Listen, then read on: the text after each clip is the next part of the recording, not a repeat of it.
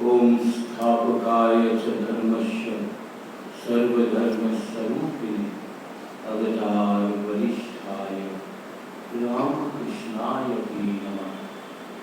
जननीं शारदां देवीं रामकृष्णं जगद्गुरुं पादपद्मेतयो श्रीत्वा प्रणमामि मुहुर्मुहुः। नमो श्री यतिराजाय विवेकानंद सूरये सच्चिद सुख स्वरूपाय स्वामिने तापहाय। ओम नमः शिवाय, ओम नमः शिवाय, ओम नमः शिवाय। आज के दिनটা খুব পবিত্র। আজকে জগৎজননী মা অন্নপূর্ণার জন্মদিন। আমার হচ্ছে পরে চোদ্দোনা মহারাজ আমাকে আজকে একটি সাবজেক্টের উপর বলতে বললেন, শ্রীরামকৃষ্ণের গৃহী পার্ষদ। তার আগে প্রাথমিকভাবে একটু আলোচনা করতে চাই।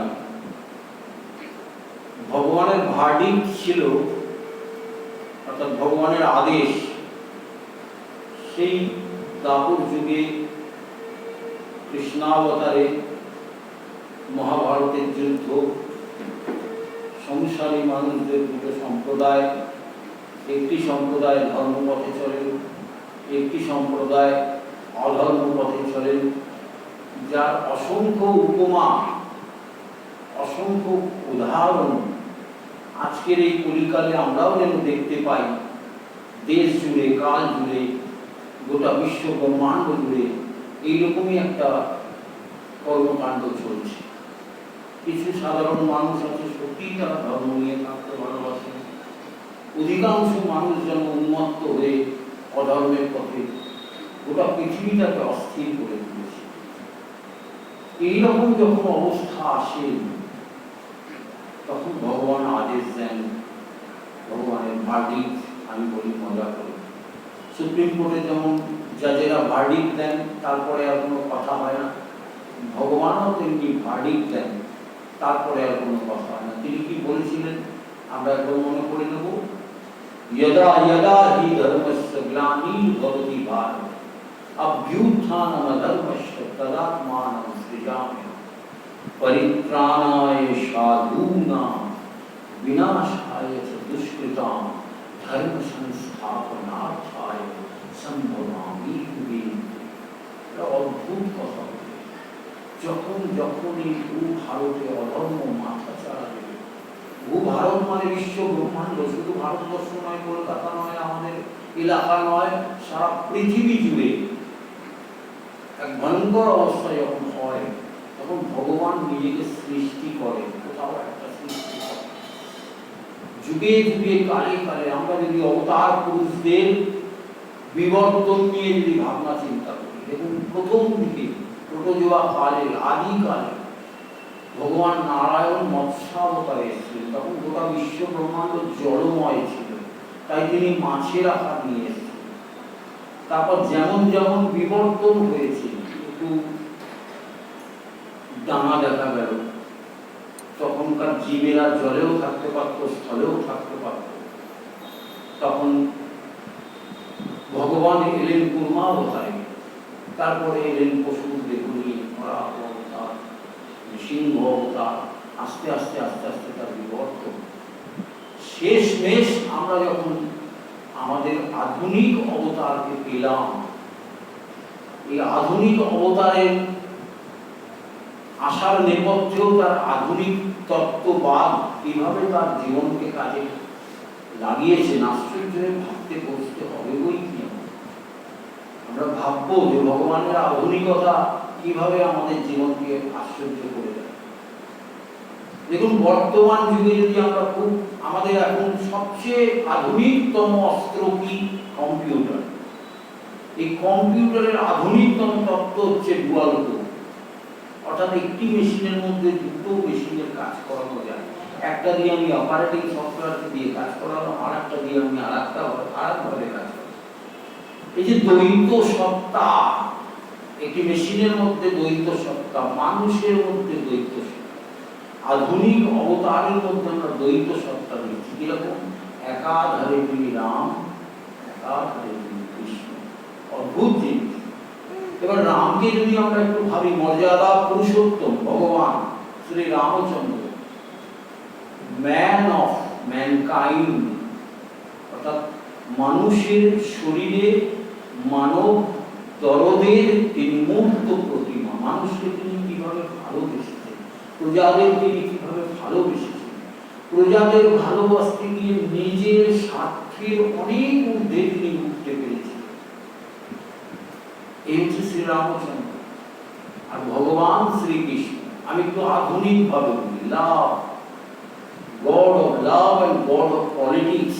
আজকের তারিখ সারা ভারতবর্ষে আমরা তো কান ঝালাপাড়া হয়ে যাচ্ছে, টিভি খুললেই একবারে ক্যাঁ চারিদিক থেকে একদম রাজনীতি।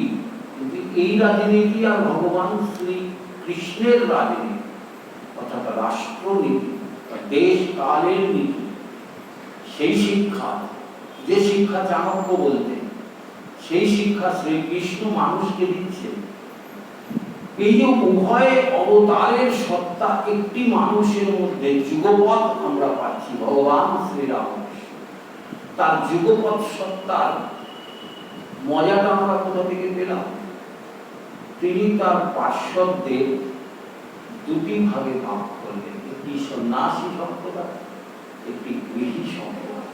আমি এই এত কথা বললাম যে ভগবান শ্রীরামকৃষ্ণের গৃহী পার্শ্বদের নিয়ে আলোচনা করতে গেলে ঠাকুর কেন এটা করলেন আগে আমাদের একটু বুঝতে হবে।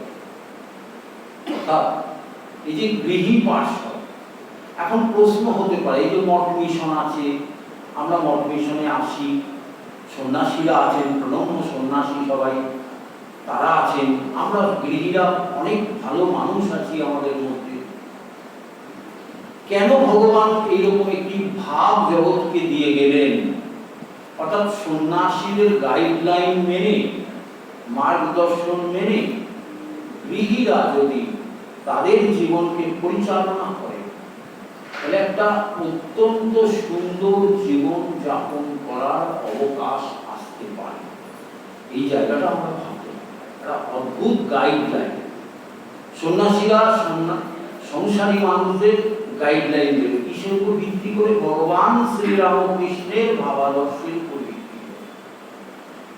সেটা তিনি কিভাবে শুরু করে দিয়ে গেলেন? তার জীবদ্দশায় যেমন তিনি তার সন্ন্যাসী ব্রিগেড, অর্থাৎ ওই যে 16 জন পার্শ্বদকে তৈরি করে দিয়েছেন, ঠিক তেমনি পক্ষান্তরে আমরা দেখতে পাই একের পর এক একটি সংসারের রত্নখচিত ব্যক্তিত্বকে তিনি তার ভাবের আবেশে নিয়ে এসে তাদের তিল তিল করে গড়ে দিয়ে গেলেন। গড়ে দিয়ে গেলেন কেন বলছি না, একটি মানুষকে রূপান্তর করে দেওয়া। ভগবান শ্রীরামকৃষ্ণের একটি আশ্চর্য ক্ষমতা ছিল। মদীয় আচার্যদের সম্বন্ধে যদি কেউ পড়াশোনা করে থাকেন, বিবেকানন্দের লেখা বিখ্যাত গ্রন্থ মাই মাস্টার্স, তাতে তিনি বলছেন আমার গুরুর এক অনাবিল শক্তি ছিল, কি নিমেষে একটা মানুষকে বদলে দিতে পারতেন। এই যে চেঞ্জ করে দেওয়া, কিভাবে চেঞ্জ করে দেওয়া আমরা বললেও বুঝতে পারছি না, তাহলে কিভাবে বুঝবো? আমরা উদাহরণ দেখব যে ভগবান কিভাবে এক একটা মানুষকে বদলে দিয়েছে। জীবনের শেষ লগ্নে এসে এমন একটা মানুষ ভগবানের সান্নিধ্যে এসেছিলেন, আমরা দেখবেন কম বেশি সবাই খারাপ ভালো নানা রকম আমরা দোষে গুণে মানুষ, আমরা ভগবানের কাছে আসি, ভগবানের কাছে প্রার্থনা করি, ঠাকুর আমাদের দোষগুলোকে সব সংশোধন করে দাও, আমাদের ভালো মানুষে পরিণত করো। প্রত্যেকে আমরা ভালো হতে চাই, কিন্তু অবস্থার পরিপ্রেক্ষিতে কে কতটা হতে পারি সেটা পরে বিচার। কিন্তু ভগবানের কৃপা থাকলে ভগবান তাকে কিভাবে বদলে দেন, আমূল পরিবর্তন করে দেন, সেইটি আমরা দেখব। একটি উদাহরণ, ভগবান শ্রীরামকৃষ্ণের পার্শ্বদের মধ্যে এক অন্যতম ব্যক্তিত্ব, তখনকার দিনে অত্যন্ত খারাপ মানুষ, অত্যন্ত নিন্দনীয় চরিত্রের অধিকারী গিরিশচন্দ্র ঘোষ। সেই মানুষটা তার জীবনের শেষ লগ্নে বলছেন, ভগবান শ্রীরামকৃষ্ণ সম্বন্ধে তখন অনেক মানুষ বলতে শুরু করে দিয়েছে। প্রথমটায় তো আমরা তাকে চিনতে পারি, অবজানন্তি মাং মূঢ়া মানুষীম তনু আশ্রিতাম পরম ভাবম জানন্ত মম ভূত মহেশ্বর। ভগবানকে আমরা চিনতে পারি না, তাই আমরা তাকে কত রকম তকমা দিয়েছিলাম। পাগলা বামন, ছিটগ্রস্ত বামন, মনোম্যানিয়াক, হিস্টিরিয়াগ্রস্ত। কলকাতার আধুনিক কেতাবগ্রস্ত মানুষ তাদের ভগবানকে কিভাবে বিকৃত তকমা দিয়ে চিনতে ভুল করেছে। ভগবান রাগ করেননি, ভগবান ক্ষোভ প্রকাশ করেননি, তিনি হেসেছিলেন। ওরা হয় বুঝতে পারছে না, ওরা হয় চিনতে পারছে না। তার ফলে কি হলো না, আমরা যখন পরে আস্তে আস্তে তার স্বরূপ বুঝতে পারছি। দেখুন, দুম করে একটা জিনিসকে যখন আমরা আমাদের ঘরের মধ্যে আনি, খুব সুগন্ধযুক্ত, ঢোকার সঙ্গে সঙ্গেই সেটা পাওয়া যায় না, আস্তে আস্তে তার সৌরভ ছড়িয়ে পড়ে। যখন ঘরময় সেই সৌরভ ছড়িয়ে পড়ে, তখন আমরা অবাক হয়ে দেখতে থাকি বা ভাবতে থাকি যে বাপরে কি একটা এলো রে ভাই, সারা ঘরটা একটা সুগন্ধে ভরে গেল। অর্থাৎ আমাদের ঘ্রাণ শক্তি আমাদের সেই জায়গাটা মোহিত করে দেয়।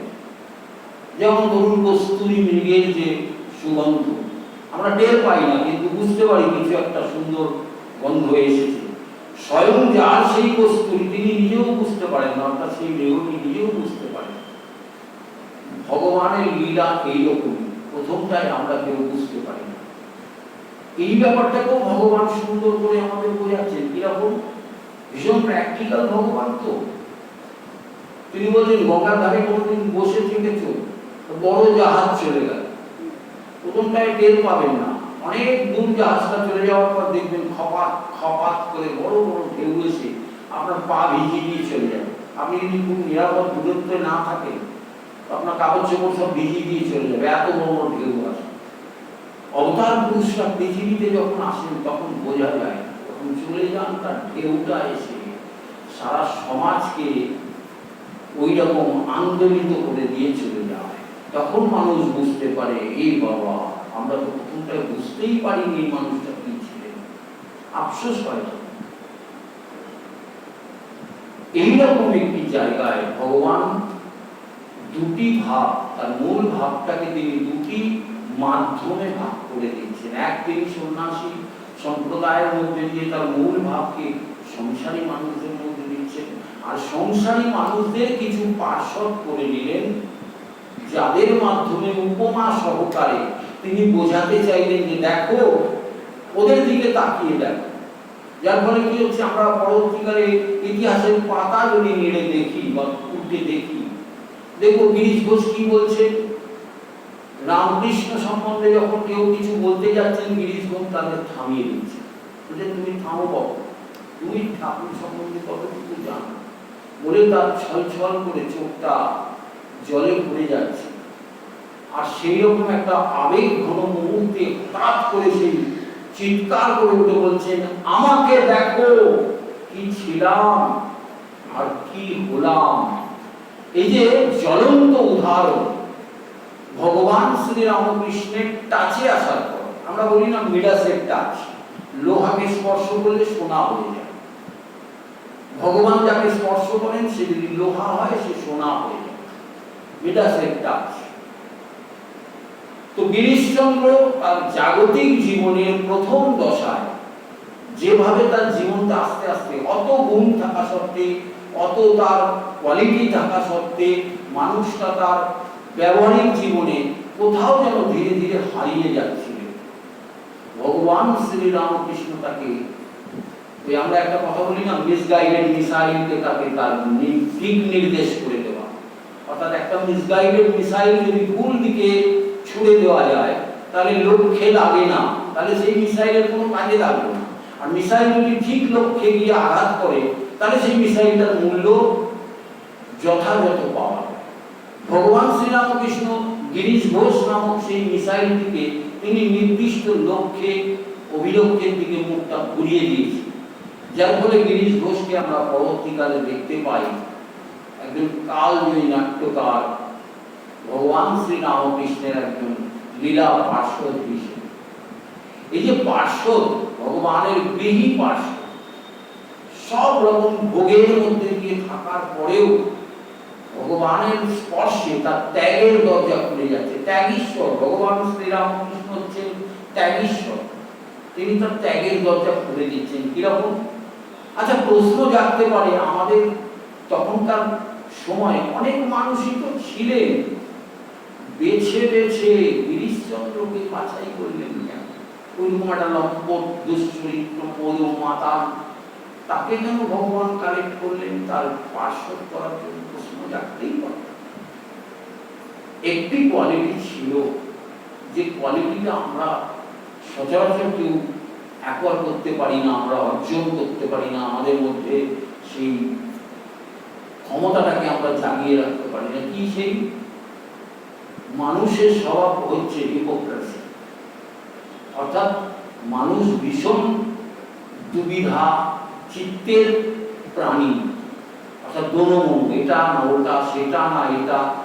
সত্য বলে যে জিনিসটি আছে, একটি সত্যের উপর দাঁড়িয়ে থাকে, মদ মাতাল লম্পট চরিত্রহীন। কিন্তু সেই মানুষটির একটি গুণ ছিল, সেটি হলো 5 শিখে 5 আনা বিশ্বাস, যে বিশ্বাস সাধারণ মানুষের ছিল না। গিরিশ ঘোষের সঙ্গে ঠাকুরের কথোপকথনের একটি অংশ যদি আমরা একটু স্মরণ করি, একটা জায়গায় দেখব যে ঠাকুরের গলা দিয়ে রক্ত পড়ছে, পুঁজ পড়ছে, তাকে গলা পায়েস তৈরি করে দিয়েছেন মা, খেতে পাচ্ছেন না, সেই গলা দিয়ে রক্ত বমি সহ সেই পুঁজ যুক্ত সেই পায়েস তিনি বমি করে ফেলছেন। গিরিশচন্দ্র গেছেন, দেখে তার চোখ ফেটে জল বেরোচ্ছে, থাকতে পারছে না। কিন্তু তার একটা বিশ্বাস ছিল। কি বিশ্বাস ছিল? তিনি জানতেন ভগবান শ্রীরামকৃষ্ণ অবতার হয়েছে। তাই মদে মাতাল লম্পট, তার ভাষা ছিল কাটকাট। তিনি সবাইকে ঠাকুরকে বলছেন যে তুমি যদি একবার বলে তোমার মাকে, তুমি একবার বললেই তোমার রোগ সেরে যাবে, এটা আমার বিশ্বাস।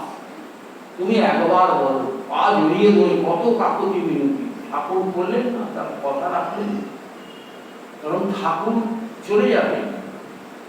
তার উদ্দেশ্য তার গৃহী এবং সন্ন্যাসী পার্শ্বদ তৈরি করে জগৎ কল্যাণের কাজের যজ্ঞ তিনি শুরু করে দিয়েছেন। এবার তার শরীর চলে যাওয়ার পালা, তাই তিনি ভক্তকে সেই কথা দিতে পারছেন না। একবার বললেই তিনি সেরে যান।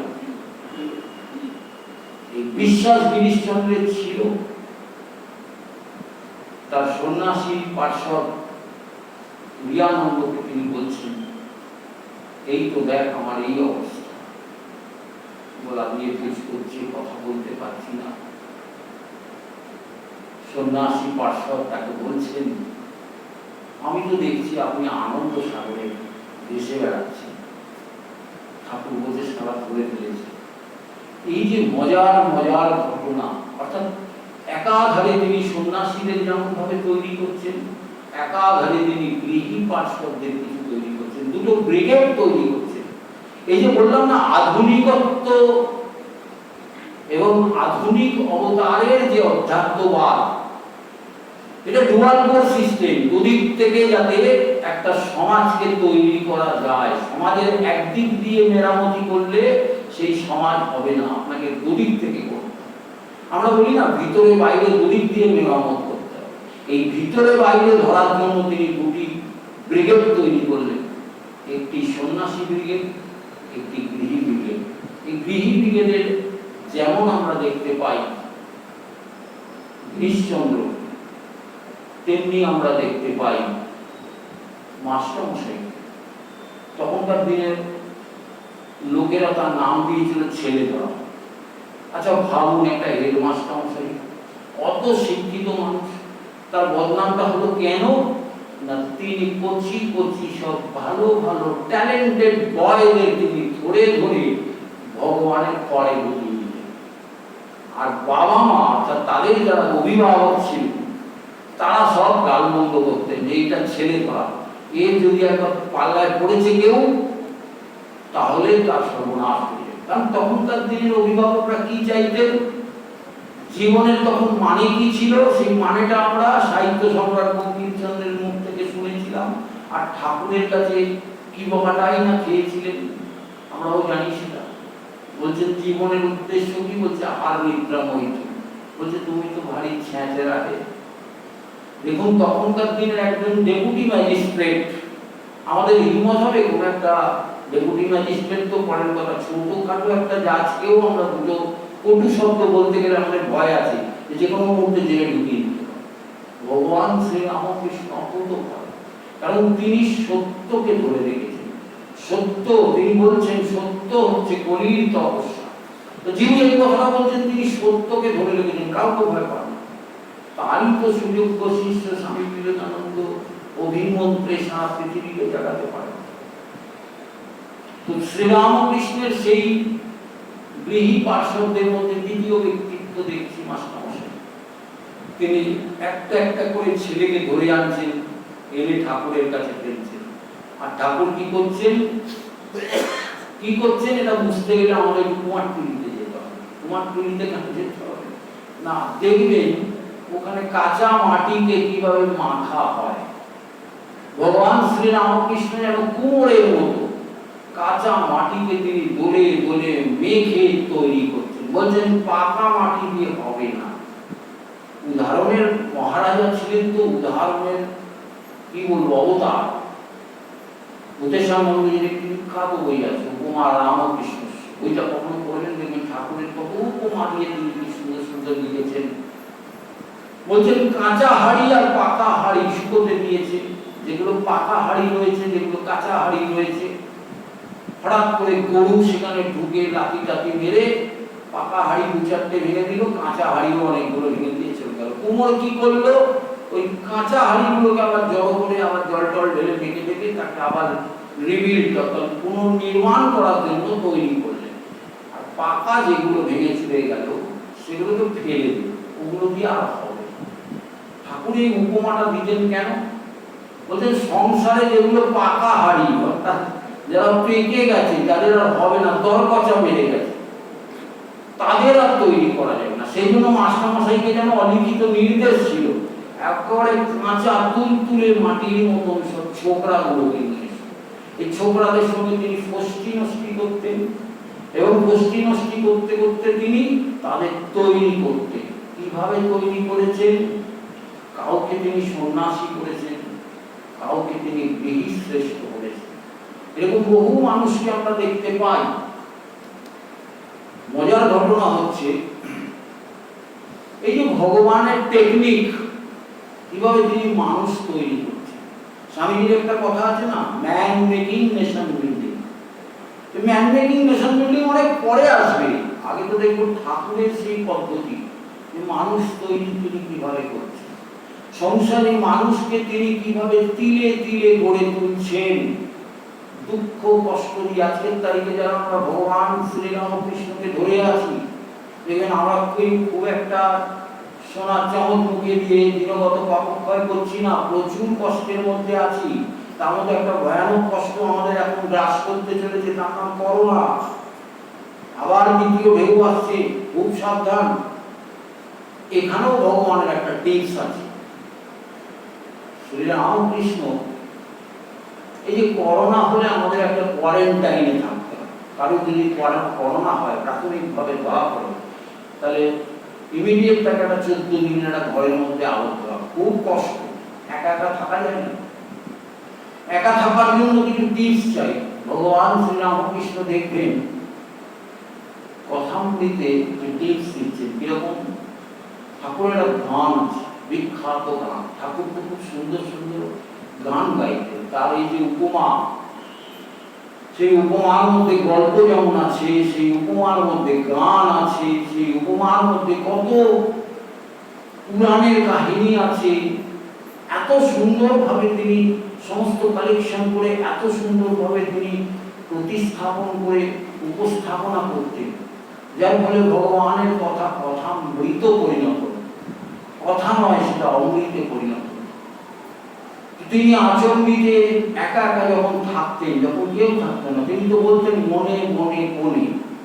এই মনে মনে মনে থাকার ফর্মুলার জন্য তিনি মানুষকে কি বলছেন গানের মাধ্যমে, আপনাতে আপনি থেকো মন, যেও না তো কারণ বলে যা চাবি তা বসে পাবি, খোঁজো নিজ অন্তর। এই যখন মানুষ কোয়ারেন্টাইনে থাকে, এই যে দীর্ঘ 1 বছর প্রায় আমাদের করোনার জন্য লকডাউন ছিল, বহু মানুষকে আমি বলতে শুনেছি যারা ক্রিয়েটিভ মানুষ যে করোনার এই লকডাউনটা আমাদের আশীর্বাদ হলো। বলছে কেন? বলছে আমার প্রচুর লিখেছি, আমি প্রচুর, আমি যিনি ছবি আঁকেন তিনি বলছেন আমি প্রচুর পেন্টিং করেছি। বলছেন যিনি লেখালেখি করেন সন্দীপ বাবুকে জিজ্ঞেস করছিলাম যে, বলছে আমি তো দিন রাত লিখেছি, খেয়েছি দিয়েছি আর লিখেছি। এখন কথা হচ্ছে যার যেটা কাজ সে সেটা সুযোগ পাচ্ছে না সাধারণ জীবনে। কিন্তু মজার কথা হলো এই জায়গাটা তৈরি করে নিতে হবে। আমরা আমাদের জায়গাটাকে তৈরি করে নেব। সেই তৈরি করে নেওয়ার জায়গাটা যদি আমরা না করতে পারি তাহলে আমরা আমাদের জীবনের ছন্দটা হারিয়ে ফেলব। ভগবান শ্রীরামকৃষ্ণ এইটি শেখানোর জন্য কিছু গৃহী পার্শ্বদকে তৈরি করলেন, যাদের দিয়ে বোঝাচ্ছেন যে দেখো জীবন কিরকম হবে। যদি তোমার জীবন পতিত হয়, যদি তোমার জীবন ব্যর্থ হয়, যদি তোমার জীবন বিফলে যায়, তাহলে আমার কাছে এরকম স্যাম্পেল আছে যে যাদের বিফলে যাওয়া জীবন কি করে সফল হয়েছে তাদের জীবনের দিকে তাকাও। আবার বহু মানুষ আছে যাদের অধ্যাবসায় ভীষণ কম, তাদের জন্য ভগবান শ্রীরামকৃষ্ণ তার পার্শ্বদের মধ্যে এমন এমন ব্যক্তিত্ব রেখেছেন যাদের অধ্যাবসায় এক একটা দৃষ্টান্ত, আমাদের জীবনে এক একটা দৃষ্টান্ত হয়ে যায়। এইরকম বহু উদ্দেশ্য নিয়ে ভগবান এই জগৎ কল্যাণের জন্য, স্বামীজি শুধু বলছেন ম্যান মেকিং নেশন বিল্ডিং। নেশনটা বিল্ডিং করতে গেলে ম্যানটাকে মেকিং করতে হবে, মানুষটাকে তৈরি করতে হবে, তারপর জাতিটাকে গঠন করা হবে। ভগবান শ্রীরামকৃষ্ণ দুভাবে দু রকমের মানুষকে তিনি তৈরি করছেন, জগৎকে কল্যাণ করার জন্য, জাতিকে তৈরি করার জন্য। সেই ধারাটাই কিন্তু বিবেকানন্দ পরবর্তীকালে টেনে নিয়ে গেছে। এই যে ঠাকুরের গৃহী পার্শ্বদ, আজকের তারিখে যদি আমরা খুব মাইনরিটি দেখি, দেখবেন বহু, আমি এই সোশ্যাল সাইটে বহুবার এরকম আমার সঙ্গে ফাটাফাটি হয়েছে, এরকম বহু লোককে বলতে শুনেছি বেলুড় মঠের নামে খুব সমালোচনা করে। তা আমার প্রথম প্রশ্ন হচ্ছে যে যারা বেলুড় বা রামকৃষ্ণ নামাঙ্কিত মঠ, আশ্রম, মিশন ইত্যাদির সমালোচনা করে, তাদের কাছে আমার বিনম্র প্রশ্ন, কটা বেলুড় মঠ আপনারা বানিয়েছেন? একটাও তো বানান। সমালোচনা কে করতে পারে? ধরুন আমি খুব বড় লোক, আর একটা বড় লোকের সমালোচনা করতে পারি। আমি খুব গুণী মানুষ, আর একটা গুণের কদর করতে পারি। আমি খুব খারাপ লোক, আমি আর একটা খারাপ লোককে চিনে বার করতে পারি। সব দিক থেকেই সম না হলে, আলোচনা না হলে সেটা সমালোচনার পর্যায়ে যেতে পারে না। কিন্তু আশ্চর্য লাগে এইটাই, যার যেটা নেই সে সেটার সমালোচনা। এর অর্থ কি? এর অর্থ হচ্ছে মানুষের ভেতরকার যে প্রবৃত্তি, পরশ্রী আতুরতা, ভালো জিনিস দেখে আমার ভালো লাগছে না, আমি সহ্য করতে পারছি না, তখন আমি একটি বিরূপ প্রতিক্রিয়া প্রকাশ করছি। ভগবান শ্রীরামকৃষ্ণ বলছেন স স স, সহ্য করো, সহ্য করো, সহ্য করো। আরো একটা মারাত্মক কথা বলছেন, কবি ছিলেন তো, এখন কবি অনেক রকম, তার ছন্দগত কথা বলছেন, যে সয় সে রয়, যে না সয় তার নাশ হয়।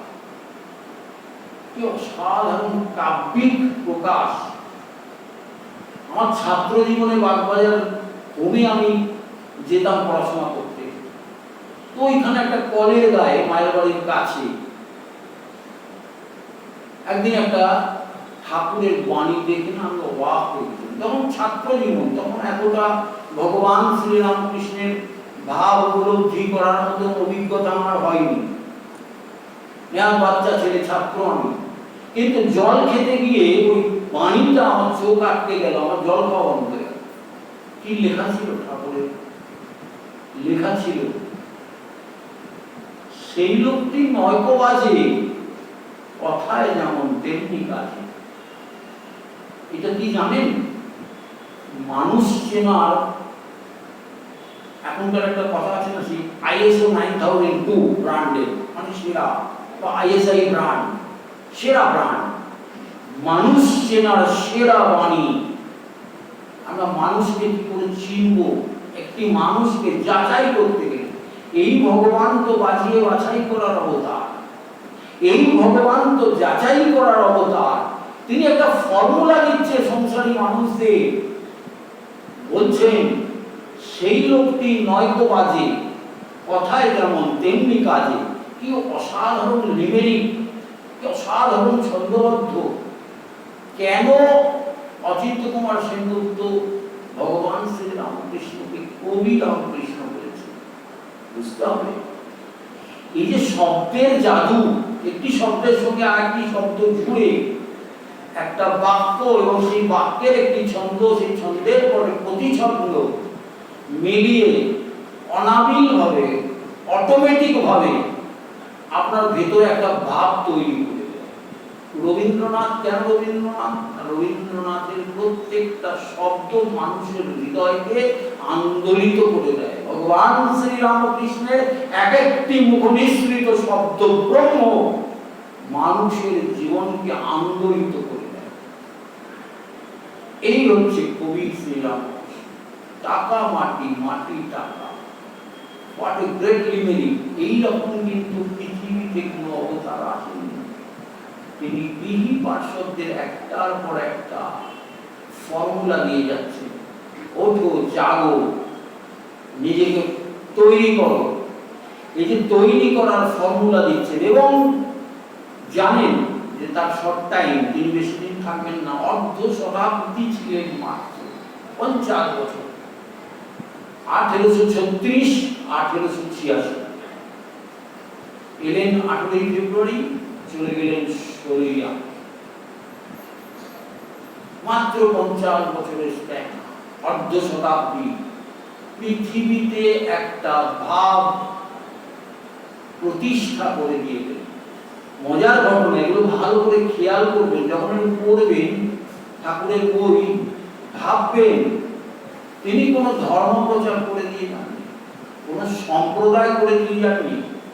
সোসাইটি রেজিস্ট্রেশনে তিনি একদম কোনো দল টল পাকিয়ে গভর্নমেন্ট রেজিস্ট্রি করে একটা সম্প্রদায় তৈরি করে দিয়ে যাননি। তিনি একটি ভাব দিয়ে গেছেন।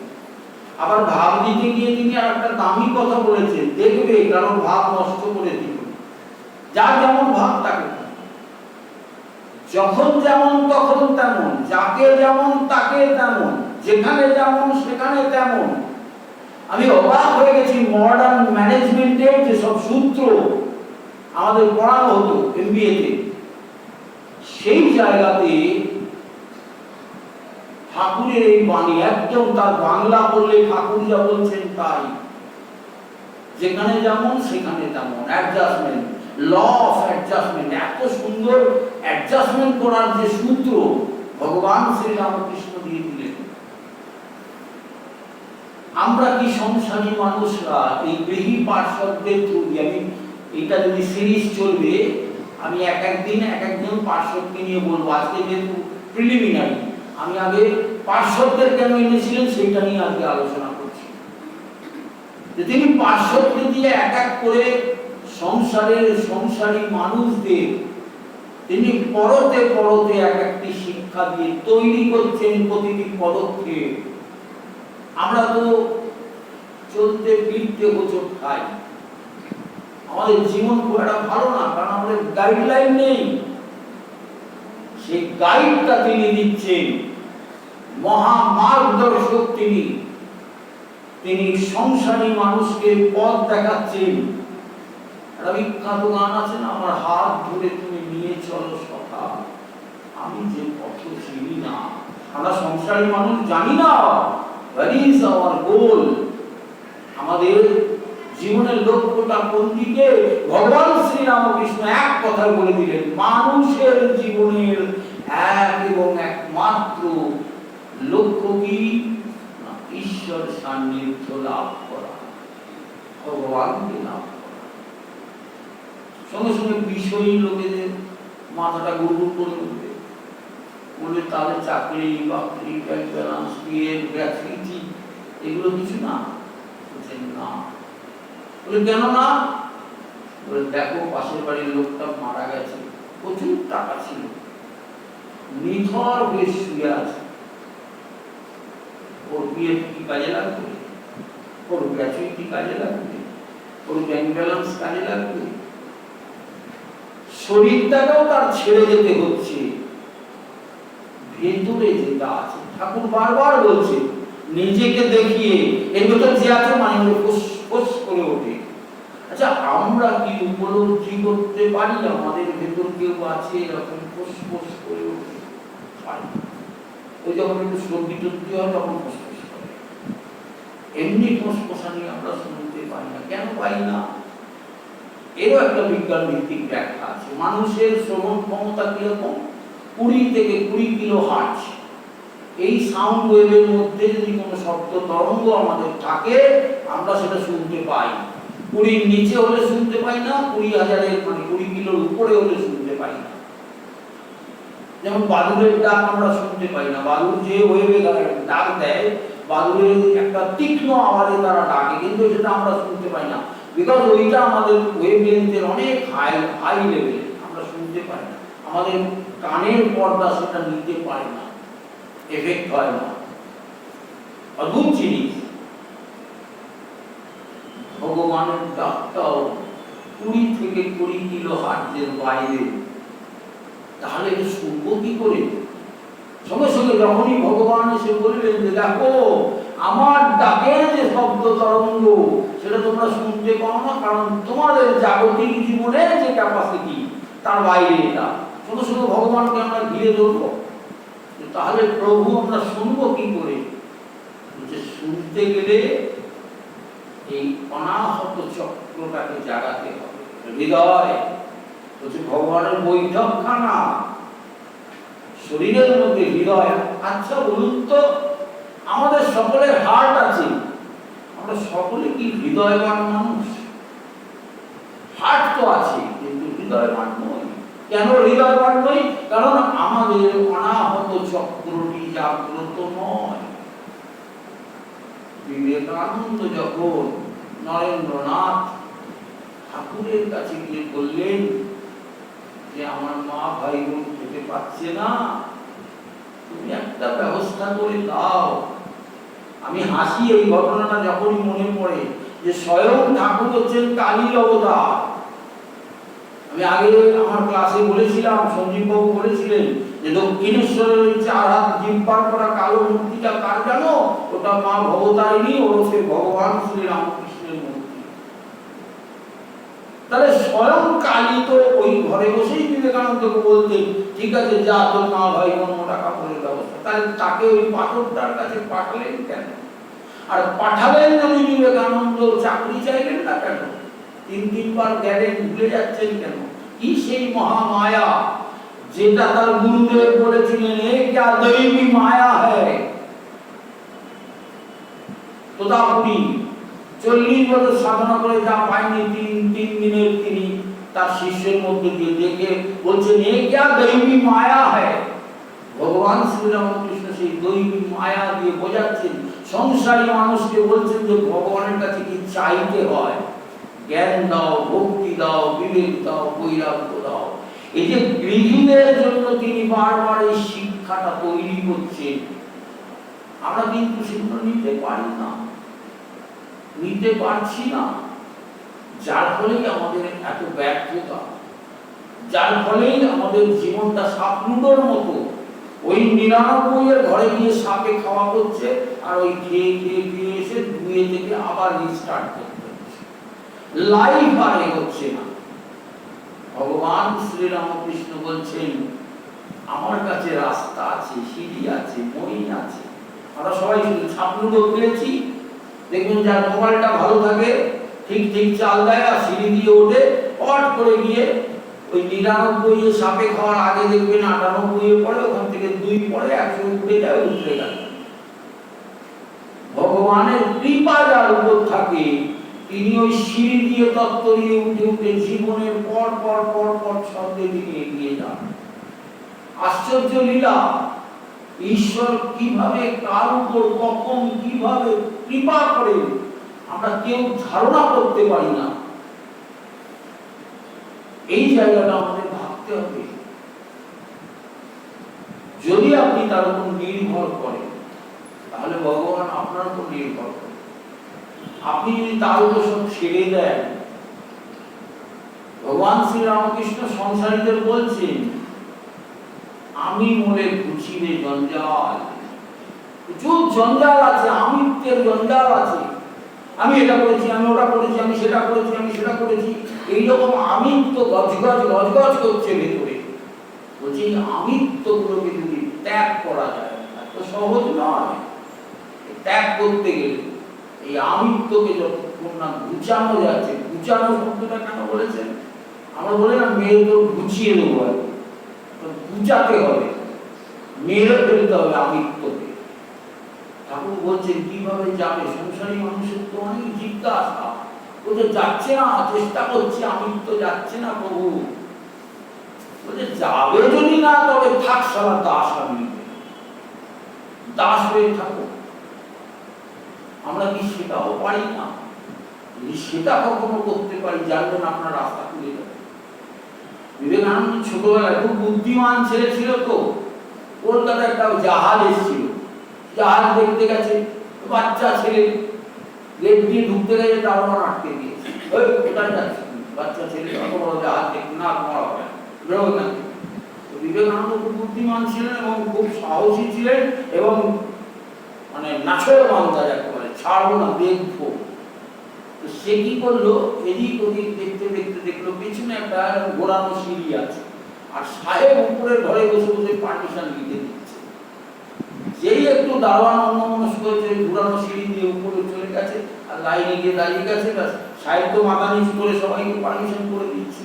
যেরকম আমাদের কালে এক সময় ছিল, মনুমেন্টে যেতে গেলে লালবাজার থেকে পারমিশন করাতে হতো, তো ওই রকম সাহেব তো পারমিশন করে দিয়েছে। এইবার বিবেকানন্দ ওই সামনে দিয়ে, দারোয়ানের সামনে দিয়ে গ্যাট গ্যাট করে আসছে, স্টাইল করে।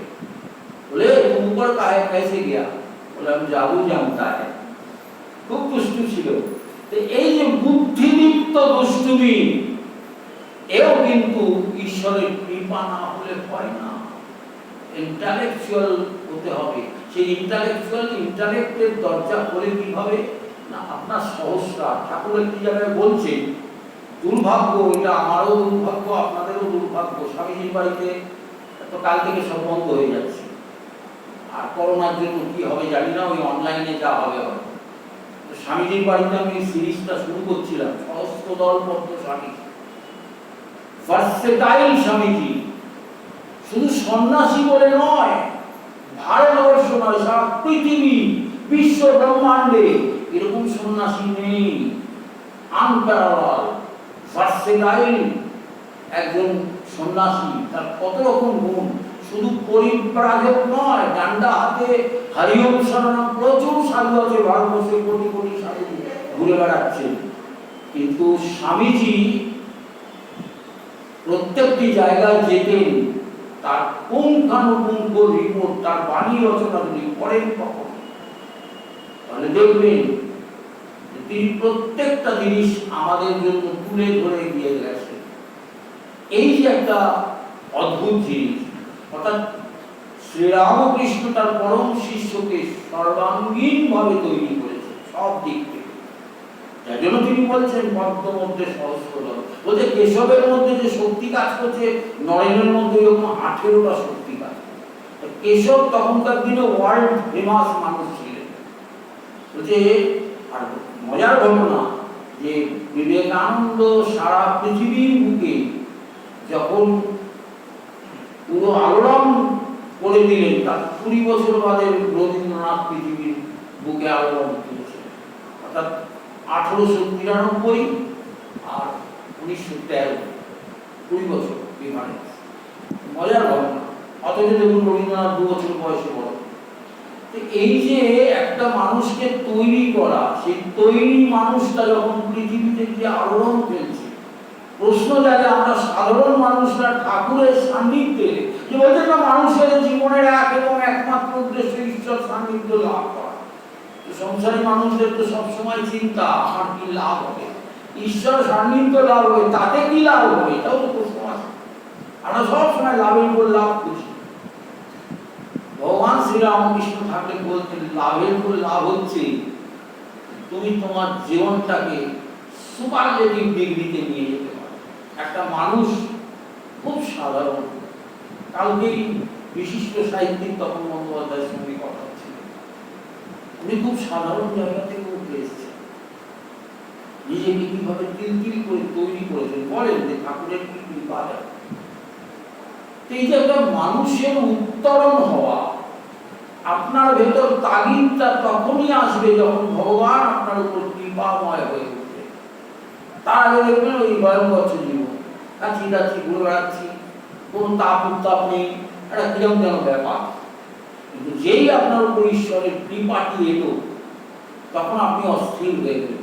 বিবেকানন্দের জীবনে অস্থিরতা ছিল যে আমি এই স্বল্প জীবনে স্বল্প দিনে পৃথিবীকে যত কিছু দিয়ে যেতে পারি। যখন তিনি যাচ্ছেন কি বলে যাচ্ছেন, 1500 বছরের কোরআন দিয়ে দেন, 39 বছর 5 মাস 24 দিনের মাত্র স্বল্প দিন, তাতে জগৎকে তিনি যা দিয়ে গেছেন সেটা বলছেন 1500 বছরের কোরআন। এই যে মানুষের জন্য মেটেরিয়াল, এটা আমরা আপনার সবাই আমরা দিতে পারি কিভাবে, যদি ভগবান শ্রীরামকৃষ্ণের কৃপা থাকে। গৃহী মানুষদের তৈরি করার জন্যই গৃহী পার্শ্বদের তিনি এক এক করে তৈরি করে আমাদের বাজারে ছেড়েছিলেন, মানে সংসারে ছেড়েছিলেন। তারা আসতেন, ঈশ্বর প্রসঙ্গ করতেন। ভক্তি কাকে বলে যদি দেখতে হয় তাহলে নাগমশাই জীবন করতে হবে আপনার। ভক্তি কি প্রকারের হতে পারে, কত ডেডিকেশন, কত গভীর হতে পারে, সেই জায়গাগুলো আমাদের ভাবতে হবে। তিনি গৃহী পার্শ্বদ। আবার এরকম বহু মানুষ আছেন, মনমোহন, নবাই চৈতন্য, কত রকম অনেক অজস্র, একটার পর একটা। যদি এই সিরিজটা চলে আমরা এটা ওয়েব সিরিজ করে ছাড়বো, কারণ করোনার মধ্যে হয়তো আমরা প্রত্যক্ষভাবে আর করতে পারবো না, মহারাজ বলছিলেন। তো আমরা চাইছি ডিজিটালি যদি মানুষের মধ্যে চলে যায়। এখন তো মোবাইল সবার কাছেই আছে, লিঙ্ক পেয়ে গেলে বেদান্ত মঠ লোগো সহ দেখবেন, সেইটা ইউটিউবে আপনারা এগুলো দেখতে পাবেন। আলোচনা, সেখানে প্রশ্ন করতে পারেন, উত্তর পেয়ে যাবেন। যিনি বক্তা থাকবেন তাকে যদি আপনারা প্রশ্ন করান, 2 দিন বাদে তিনি উত্তর দিয়ে দেবেন। প্রশ্ন উত্তর থাকতেই পারে, ইউটিউবের এইসব সুবিধা আছে। গৃহী পার্শ্বদ হলো সংসারী মানুষদের টিউনিং করা, আর কিছু না। যে আমি কিভাবে ভালো জীবন যাপন করতে পারি। মানুষের জীবনের উদ্দেশ্য কি? 2টি সংজ্ঞা স্বামী বিবেকানন্দ আমাদের পৃথিবীর বুকে দাঁড়িয়ে বলেছেন। একটা হচ্ছে ধর্ম কি, religion is the manifestation of divinity, অর্থাৎ আপনার ভেতরে দেবত্বের প্রকাশ, সেটা হচ্ছে ধর্ম। আর একটা হচ্ছে education is the manifestation of perfection, আপনার জীবনের পূর্ণতা যেটা আপনার ভেতরে আছে, এটা বার করে রেখে ঈশ্বরের কৃপা। কিভাবে বার করবে? By the way of processing. ভগবান শ্রীরামকৃষ্ণ তার গৃহী পার্শ্বদের দিয়ে পাঠালেন, সন্ন্যাসী পার্শ্বদের পাঠালেন, তাদের মার্গদর্শনে একটি মানুষ তাদের নির্দেশিত পথে চললে খুব তাড়াতাড়ি তারা ঈশ্বরের কৃপা প্রাপ্ত লাভ হবে। ভগবান শ্রীরামকৃষ্ণ আমাদের জীবনে ঠিক এইভাবেই সুন্দর করে আশীর্বাদ পেয়েছে, কিন্তু আমরা বুঝতে পারি না। আমরা বুঝতে পারি না। কেন বুঝতে পারি না জানেন? এর মধ্যে কোনো দোষের কিছু নেই। আমরা প্রত্যেকেই শৈশব দশায় মার করে নোংরা করে ফেলেছি, মা কি রাগ করেছেন? মা কি মারতেন? ওই শিশু অবস্থায় কি মারতেন? কখনো মারতেন? তুলে আমাকে পরিষ্কার করে বিছানার একটা ভালো জায়গা রেখে তার নোংরা বস্ত্রটা তিনি তুলে দিতেন। ভগবান আমাদের এইভাবেই যত্ন করেন। ভালো করে দেখুন, আজকে অন্নপূর্ণা পূজার দিনে আমাদের জীবনের কে অন্নপূর্ণা? মা সারদা। তিনি কি বলছেন? আমার ছেলে যদি ধুলো কাদা মেঘে থাকে, আমি কি তাকে ঝেড়ে বুঝে কোলে তুলে নেব না? পৃথিবীতে আর কোনো মা বলেছে? বাল্মীকি মাও বলেছে তুমি পাপ করেছো, তোমার পাপের ভাগই নেব না। বলছে আমি সতেরো মা অসতেরো, সব দায় আমার। এমন দায় কি তিনি তো আর কেউ নেননি। এইরকম নির্ভরতা, এইরকম জগৎ জননী, যার পরম প্রতি ভগবান শ্রীরামকৃষ্ণ, তাদের যে ভাব, তাদের যে ভাবাদর্শ, সেই ভাবাদর্শ প্রচারের জন্য তিনি দুটি ভাগে এটিকে আমাদের সমাজের মধ্যে প্রয়োগ করছেন। একটি সন্ন্যাসী সম্প্রদায়ের মাধ্যমে, একটি গৃহী পার্শ্বদ সম্প্রদায়। আমি আগামী দিনে একটা একটা করে ব্যক্তিত্বকে ধরব, তার মূল ভাব, মূল চরিত্র, মূল প্রভাব, মানুষের উপর তিনি কি বলতে চেয়েছেন, ঠাকুর কি তাকে দিয়ে বলিয়েছেন, সমস্তগুলো আমি আলোচনা করব। আজকে করোনার কালে আমি আমার বক্তব্য বেশি দীর্ঘায়িত করব না, কারণ প্রত্যেকেরই জীবন অমূল্য। আমি প্রত্যেককে বলবো আপনারা মাস্ক পরবেন, তারপরে স্যানিটাইজিং করবেন, ঠিকঠাক সাবান দিয়ে হাত ধোবেন, এবং বাইরে থেকে গেলে জামা কাপড় পারলে যদি সম্ভব হয় ধুয়ে ফেলবেন, বাড়িতে গিয়ে স্নান করে ফেলবেন। এখনকার যে সেকেন্ড ওয়েভের জানটা এসেছে, এইটি কিন্তু খুব মারাত্মক। এটা বাতাসে ঘুরে বেড়াচ্ছে, যখন তখন অ্যাটাক করবে। কাকে অ্যাটাক করবে? সবাইকে নয়, যার শরীর ইমিউনিটি কম আছে। বারবার বলছি, ইমিউনিটি কমটাকে যদি আমরা একটু আধ্যাত্মিক দৃষ্টি দিয়ে দেখি, তার মানে বলবো যে যার শরীরে আধ্যাত্মিক প্রভাব কম আছে, তাকেই কিন্তু ওই করোনার আক্রোশ ধরবে। যার শরীরে আধ্যাত্মিক প্রভাব আছে, মানে ভগবানের আপনাকে সেভ করে দিল, আপনার ইমিউনিটি যথেষ্ট আছে, আপনার অক্সিজেন মাত্রা ঠিক আছে, আপনার টেম্পারেচার ঠিক আছে, জানবেন ঈশ্বরের আশীর্বাদ আছে। এর জন্য ভালো খেতে হবে, ভালো চিন্তা করতে হবে, ভালো হাঁটাচলা করে শরীরকে সচল রাখতে হবে। ভগবান শ্রীরামকৃষ্ণ তার কথামৃতের মধ্যে অনেক কিছু দিয়েছেন। এই যে আত্মস্থ হওয়ার, এই যে এখন বলা হচ্ছে যে যদি করোনায় আমাদের লকডাউন হয় আমরা কি করব, লকডাউনের মধ্যেও আমরা অনেকভাবে জীবনটাকে যাপন করতে পারি, জীবনের ভাবটাকে যাপন করতে পারি। ভেরি রিসেন্টলি আমি একটা খুব গভীর দায়িত্বের মানে আমার মাথায় এসে পড়েছে। স্বামীজির বাড়ির school of language, school of computer এডুকেশনের প্রিন্সিপাল হয়েছে। তো ইদানিং কি হয়েছে, সেটা হট করে একটা বন্ধ হয়ে গেল। আজকে নোটিশ দিয়ে দিলেন বড় মহারাজ, বন্ধ হয়ে গেল। সেটাকে আমার অনলাইনে নিয়ে যেতে হবে। বহু ছেলে মেয়ে বলছে স্যার আমি তো পারছি না অনলাইনে। বাবা, যুগ বদলাচ্ছে, তোমাকে তো বদলাতে হবে। যখন যেমন তখন যেমন, ঠাকুরের কথা মাথায় রাখতে হবে। এই যুগের সঙ্গে যদি তাল না মেলাতে পারি আমরা, তাহলে আমরা পিছিয়ে যাব। দেখুন, ঠাকুর কিন্তু এই যুগ বদলানোর ক্ষেত্রেও তার একটি বাণী কিন্তু আমাদের জীবনে বিরাট শিক্ষণীয় হতে পারে। আমরা সেই জায়গাগুলোকে যদি অ্যাপ্লাই করতে পারি, শিক্ষাটাকে গ্রহণ করে জীবনে অ্যাপ্লাই করাই হচ্ছে জীবনের সার্থকতা। সেই সার্থকতা যদি আমরা এটাকে প্রয়োগ না করতে পারলাম, তাহলে তো আমাদের ঠাকুর ঠাকুর করে মঠ মিশনে গিয়ে লাভ নেই। আমরা গেলাম, স্ট্যাটাস মেনটেন করলাম, গাড়ি করে নামলাম, মঠে গিয়ে ধর্ম কথা শুনলাম, আর বেরিয়েই একটা গরিব মানুষকে গালমন্দ করে বসলাম, তাহলে বুঝতে হবে ধর্ম দিক দিয়ে ঢুকেছে, ধর্ম দিক দিয়ে বেরিয়ে গেছে। তো এই হচ্ছে ব্যাপার। অর্থাৎ আমাদের জীবনে ধর্ম কথা শোনার পর, ঈশ্বর কথা শোনার পর, ভগবান শ্রীরামকৃষ্ণের কথামৃত শোনার পর আমাদের সেটিকে হজম করতে যাবে। যদি হজম না হয় তাহলে কিন্তু বিপদ। আর হজম হলে আমাদের ইমিউনিটি বাড়বে, করোনা আমাদের কিছু করতে পারবে।